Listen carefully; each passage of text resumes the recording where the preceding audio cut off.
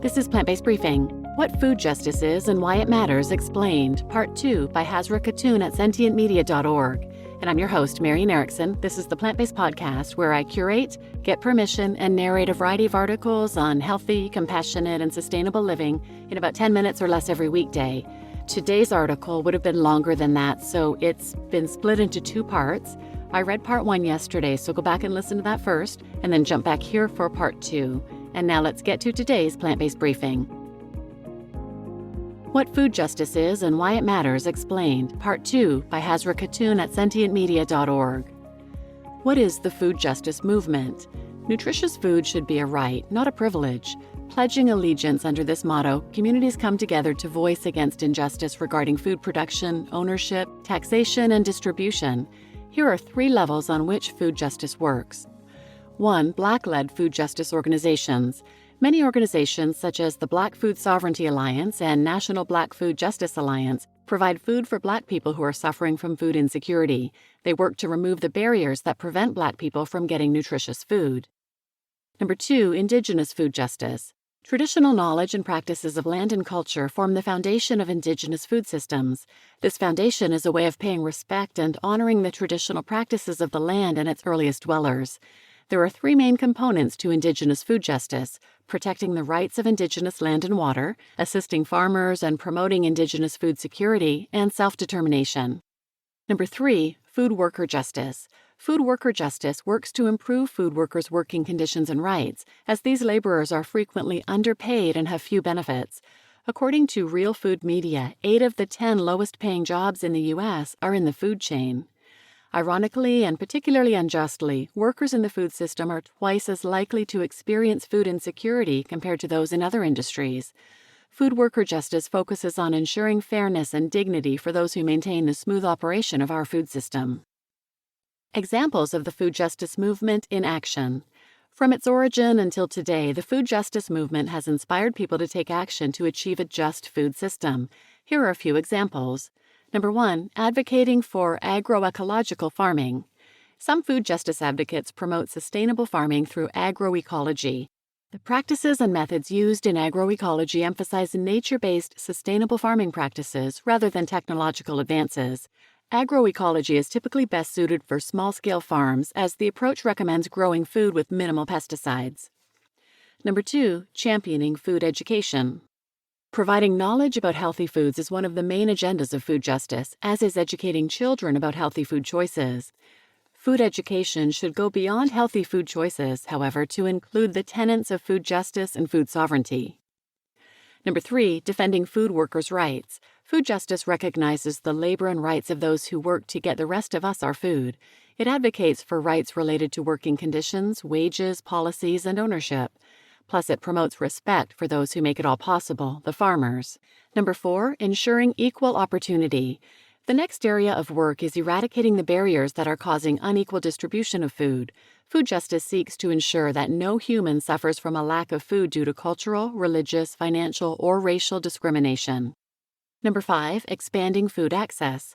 Providing food in underserved areas is another element of food justice. Food justice initiatives establish stores, farmers markets, and pantries to make it easier for people to access food. It also helps community-led food establishments. Number 6, fighting for land access. Food justice fights against land taxes and policies that act as hurdles for small-scale farmers and Indigenous communities. Land ownership provides people with the freedom to continue their traditional practices. It's about saving culture and land from industrial agriculture's exploitation. Number 7, saving and sharing seeds. Food justice protects the rights of Indigenous people and their traditions, which also involves preserving biodiversity to save a variety of crops. It helps to protect local culture and rich heritages related to food. Today, a number of organizations conserve seeds as a way to promote crop diversity and culinary heritages. Number 8, vegan food justice movement. The vegan food justice movement helps make ethical, sustainable, and equitable food systems, as it encourages eating plant-based foods. Among many other concerns, vegan food justice organizations like the Food Empowerment Project seek to reduce the environmental and humanitarian strain of animal agriculture. They advocate for the rights of farm workers, for access to healthy plant-based food, and against food deserts. They also remind vegan activists that just because their food is vegan, that doesn't mean it's automatically ethically produced. Some food justice terms you should know. Food bank. A food bank is a large pantry that provides food to people in need. This facility stores a significant quantity of food before distributing it to people who may have insufficient access to nourishment. Food desert. A food desert is a location where it is extremely difficult to find healthy and fresh food, such as in low-income neighborhoods and rural areas. Food apartheid. Food apartheid occurs when some communities do not have as equal access to good food as others, usually due to where they live or their race. Food security. Food security means having enough nutritious food to eat without fear of running out. Food system. The food system is a vast web that connects farms to our plates. It includes everything from growing and harvesting food to selling and eating it. Food pantry. A food pantry is an outlet where people in need get free food. It's like a small store where people can get groceries to help them get through tough times. Food sovereignty. Food sovereignty is about communities having control over their own food choices. It fosters the idea of having the right to choose what food to grow and consume. Soup kitchen. People who might not have a home or enough money can go to a soup kitchen to get a warm meal. It resembles a charitable eatery that assists those in need. SNAP. In the United States, SNAP stands for Supplemental Nutrition Assistance Program. It's a program that offers low-income households additional money for groceries.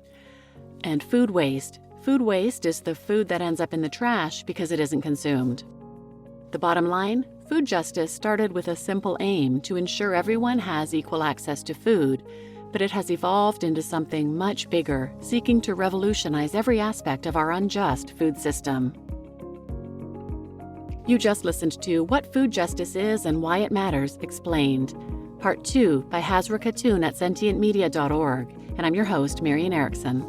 And if you're interested in more episodes about food justice, I'll link these in the show notes, but check out bonus number 2, Juneteenth, Dairy and Dietary Racism, 87, Reducing World Hunger with Plant-Based Diets, 275 and 276, The Switch for Good Theory of Change, 345, Why Wasting Milk in Schools is a Bigger Problem Than You Think, 442, What's Causing the Global Food Crisis and How Plant-Based Diets Can Help, and 487, 4 Reasons Why Going Plant-Based Promotes Social Justice.